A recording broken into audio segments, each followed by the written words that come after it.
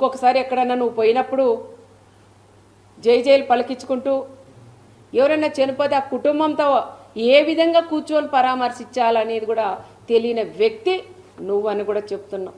ఎందుకు వస్తాయాలు నవ్వులు? చావు అయిపోయి 9 రేపు దినమంట. ఈరోజు తను కూర్చొని నువ్వు ముందర మాట్లాడుతూ వెనక నీ వాళ్ళంతా కిలకిల నవ్వుతారా? వాళ్ళు ప్రాణం పోగొట్టుకొని ఆ కుటుంబం ఏడుస్తుంటే నీ వాళ్ళు నీతో పాటి నీకు నవ్వేది తెలీదు, ఏడ్చేది తెలీదు, రెండిటికి సంబంధం లేకుండా నువ్వు అక్కడ కూర్చొని ఆ కుటుంబాలను ఆ విధంగా మీ వాళ్ళందరూ కూడా నవ్వుకుంటూ వాళ్ళని పరామర్శించేది కూడా అది కరెక్ట్ కాదని మరొకసారి జగన్ రెడ్డి కూడా తెలియజేసుకుంటూ, మా గ్రామాల్లో చిచ్చులు పెట్టావు, చిచ్చులు పెట్టొద్దు అన్నావు, పెట్టావు.